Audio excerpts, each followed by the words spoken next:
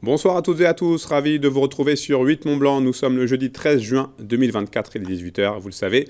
C'est l'heure du journal préparé par la rédaction. Voici les titres. Direction la douane de Tonnet-Valard à Gaillard pour débuter cette édition. Depuis 2018, une voie réservée aux covoitureurs est en service sur ce péage. Mais pour lutter contre la fraude, ATMB vient d'installer une caméra de surveillance. Et puis comme chaque soir depuis lundi, une nouvelle immersion au cœur du FIFA. Ce soir, Fanny Savard s'intéresse au caractère mondial et planétaire du festival, qui brasse des festivaliers venus de plus de 100 pays à travers le monde. Je vous en parlais dans les titres. Ce jeudi matin, les équipes d'ATMB, Autoroute et Tunnel du Mont-Blanc ont présenté leur nouvel outil imaginé pour lutter contre la fraude au covoiturage. Mise en place en 2018 à la douane de Tonnet-Valard à Gaillard, une voie réservée au covoiturage a été pensée pour permettre de favoriser cette pratique. Aujourd'hui, elle permet à ses utilisateurs de gagner entre 3 et 5 minutes sur une distance de 500 mètres. Mais voilà, cette initiative se heurte à certaines dérives et à de nombreux autosolistes en profitent pour également de manière illégale. Kezia Poudou nous en dit plus sur ce dispositif. C'est une barrière un petit peu particulière qui est située à la douane de Tonnet-Valard à Gaillard. Car pour l'ouvrir, une seule condition, être au moins 2 dans le véhicule. L'objectif est de filtrer les autosolistes. Nous avons constaté donc, depuis l'installation en 2018 de la voie de covoiturage que la fraude était en augmentation.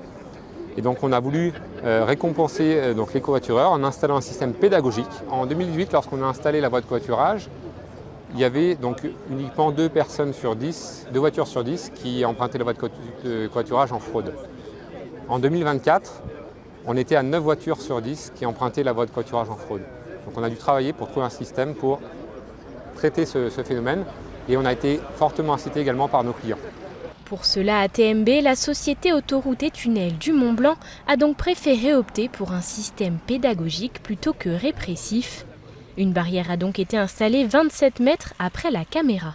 C'est des systèmes qui fonctionnent avec une caméra infrarouge qui prend plusieurs clichés de la voiture pour essayer de voir à l'intérieur de la cabine. Les clichés sont anonymisés à la source, floutés, silhouettés, de manière à ce qu'on ne puisse jamais reconnaître les passagers du véhicule. Et ces clichés sont ensuite envoyés à un système d'intelligence artificielle, un réseau de neurones qui va après faire le comptage des personnes pour essayer de voir si le véhicule est éligible, s'il est covoitureur ou pas. Sur 1000 décisions de garder la barrière fermée, on va faire une erreur où est-ce qu'on arrête un covoitureur. Le principe est simple, si vous êtes seul dans votre véhicule, la barrière restera fermée et il faudra donc rejoindre les 2 autres voies de circulation. Une bonne nouvelle pour les covoitureurs qui devraient circuler de façon plus fluide, car pour rappel, la douane de Tonnet-Valard est utilisée par plus de 22 000 véhicules par jour et le quart d'entre eux la traverse entre 6h et 9h. A noter que ce système se veut pédagogique et n'implique aucune amende. À l'inverse, si des gendarmes sont présents, vous risquez en cas d'infraction une amende de 135 €. Comme vous le savez, cette semaine, nous vous emmenons avec nous au cœur du Festival international du film d'animation d'Annecy. Cet événement est d'ailleurs très attendu au niveau international, puisqu'il accueille des professionnels de l'animation venant de plus d'une centaine de pays. Fanny Savard en a rencontré quelques-uns, on regarde ce reportage. Cette semaine, c'est un peu comme si la Terre entière s'était donné rendez-vous à Annecy pour le festival d'animation. Je viens du Japon, de Tokyo. D'Italie, de Suède, du Royaume-Uni. Pour les professionnels du milieu réunis au marché international du film d'animation situé à l'Imperial Palace, le festival au Savoyard est un incontournable. C'est assez connu au Mexique, c'est quelque chose que beaucoup de gens veulent faire. Venir ici pour présenter leurs projets. on pense que c'est un super endroit pour rencontrer d'autres producteurs venant du monde entier et aussi pour montrer ce que la Malaisie a à offrir. Je viens de Colombie pour faire des partenariats avec des productions, voir de nouveaux projets et puis surtout savoir comment fonctionne toute l'industrie au niveau international. Autre exemple avec l'Office national du film du Canada, l'ONF, qui a elle aussi traversé l'Atlantique pour l'occasion.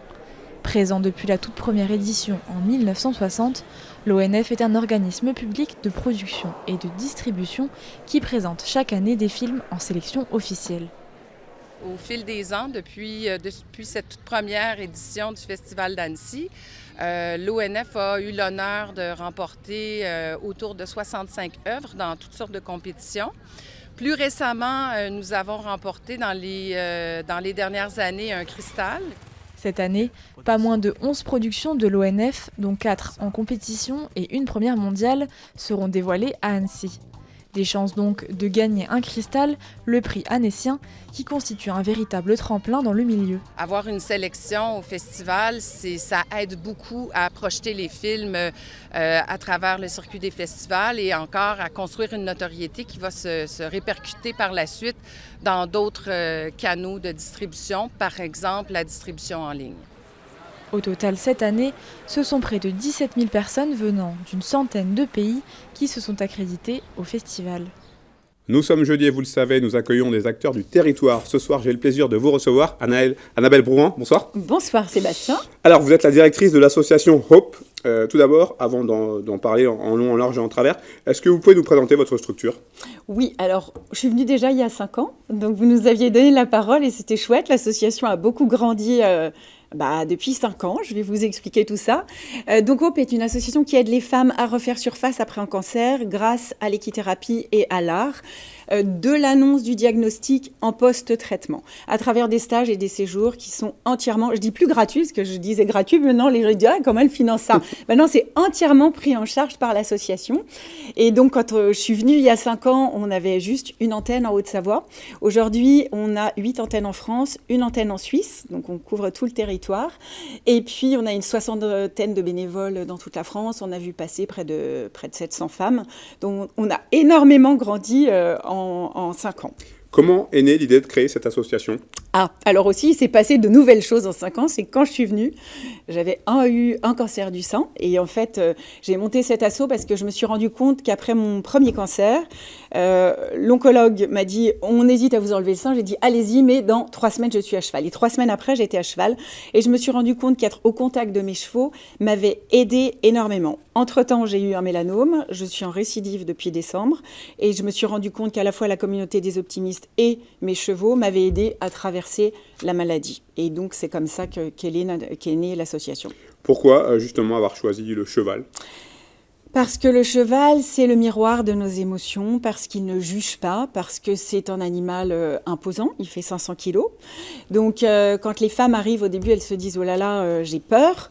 Mais en fait, quand elles se mettent au contact du cheval, le fait de se mettre contre lui, de se poser, il est doux, comme ça pourrait représenter presque le cocon familial. Tout d'un coup, il y a du lâcher-prise. Et dans ce lâcher-prise, pour moi, c'est déjà le début de la guérison. Et puis derrière, quand vous vous retrouvez dans un espace, je ne sais pas si on voit des images, mais quand vous vous retrouvez dans un espace avec un cheval au milieu, vous au milieu, le cheval dans le rond de longe, il fait 500 kilos, on vous dit avec ta voix, avec ta posture, avec ton attitude, tu vas essayer de le diriger. Ces femmes qui arrivent, qui n'ont plus confiance en elles, qui ont peur de la mort, de la récidive et des tas de choses, eh bien, quand elles se rendent compte qu'elles sont capables de diriger un cheval, ça leur donne des outils pour se remettre en selle au sens figuré et affronter le quotidien. Vous l'avez dit, près de 700 femmes sont passées par les stages de l'association. Est-ce que vous arrivez à mesurer l'impact justement de ces stages sur les femmes que vous accompagnez ? On a réalisé une étude d'impact parce qu'on a aujourd'hui un budget de 500 000 € chaque année. Donc on répondait à beaucoup d'appels à projets. Et en fait, on nous demandait une étude d'impact. Donc l'Institut Kimso, qui est l'institut de référence dans les associations, nous a fait cette étude et on a un taux de satisfaction qui est de 97%. Et après un passage chez Hope, 65% des femmes reprennent le chemin du travail. Donc c'est énorme. C'est un plus pour nous. C'était un gros budget de financer cet impact, mais c'était nécessaire parce qu'effectivement, tout le monde nous disait « mais comment tu peux mesurer ça ?» Si, on le mesure parce que moi, je vois, là, je suis arrivée tout juste aujourd'hui, on est en plein séjour, on a 12 femmes. Alors, la plupart ont des cancers du sein. Il y a une femme qui vient d'arriver, qu'elle vient d'apprendre qu'elle a un cancer, donc les autres vont pouvoir l'aider à affronter toutes les épreuves. Il y a 4 cancers qui sont un petit peu différents. Et je les vois, elles arrivent.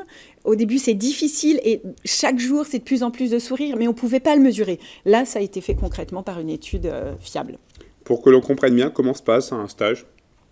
Alors elles arrivent, dans toute la France, c'est une journée et 4 après-midi.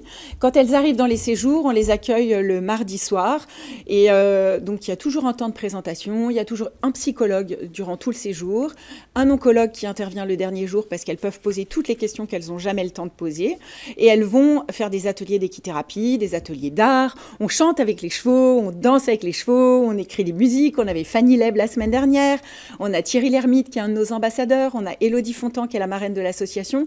Donc j'ai essayé en fait, moi en tant que patiente, puisque moi j'avais aussi besoin de ça en tant que cancéreuse, je suis comme les autres, même si je suis directrice de l'asso, je suis aussi une patiente et une malade. Et j'ai voulu tester plein d'ateliers. Et quand on danse avec les chevaux, ce matin on a chanté avec les chevaux, c'était waouh, quoi, on pleure, on lâche prise totalement. Et ça nous fait du bien. Quand une femme apprend qu'elle souffre d'un cancer, c'est tout qui s'écroule. Ah ouais, on peut imaginer que c'est comme un tremblement de terre et la terre s'effondre. D'ailleurs, on disait à une des filles qui était là aujourd'hui, qui vient d'apprendre la maladie, qui va être opérée, on lui a dit, quand tu vas à tes résultats, n'y va pas toute seule parce que tu vas pas entendre la moitié des choses que te dit l'oncologue. Donc c'est le crash total. Et en fait, le fait de se retrouver toutes ensemble, parce qu'en fait, on est très bien entourés pendant la maladie, mais le fait d'être avec des femmes qui traversent la même chose que nous, c'est complètement différent que les proches qui vont dire « t'inquiète, ça va aller ». L'après-cancer, c'est aussi une période que vous prenez en compte ? C'est totalement une période. On prend de l'annonce du diagnostic à l'après-cancer. Parce que très souvent, les femmes disent que l'après-cancer est le plus difficile parce que moi, je l'ai expérimenté il y a 2 mois, j'ai été en radiothérapie. On est dans les traitements, on voit tous les jours des gens du médical. Et puis tout d'un coup, on se retrouve avec notre maladie, on attend des contrôles et on se dit qu'est-ce qui se passe ? Et à ce moment-là, on a besoin d'être épaulé par des femmes qui ont traversé la même chose que nous. Une dernière chose, Annabelle, un rendez-vous prévu ce samedi ? Samedi, on chante. Alors oui, on a monté une comédie musicale qui s'appelle « Elles étaient une fois les optimistes », parce qu'à chaque fois qu'il m'arrive une tuile, je crée quelque chose. On est entre 20 et 25 femmes sur scène. Et là, vous pouvez venir nous voir. C'est à Ville-Lagrand. Vous pouvez prendre les billets sur Hello Asso. Il reste quelques places, je crois. On raconte la maladie du début à la fin. On raconte nos vies de femmes. On raconte comment ça se passe dans le couple. On raconte comment ça se passe avec les médecins. Mais on raconte surtout l'espoir et la résilience et qu'il y a quand même une vie après la maladie. Ce sera les mots de la fin, très jolis mots de la fin. Merci beaucoup, Annabelle Rouran, bravo Merci pour à ce vous. que vous faites. C'est la fin de cette édition. Merci à vous pour votre fidélité à l'information sur 8 Mont Blanc. Merci à toute l'équipe pour son aide. Place maintenant à Thierry Paulme et son bulletin météo. Vendredi, vous avez rendez-vous avec Kezia Poudou pour le dernier journal de la semaine. Passez une très belle soirée.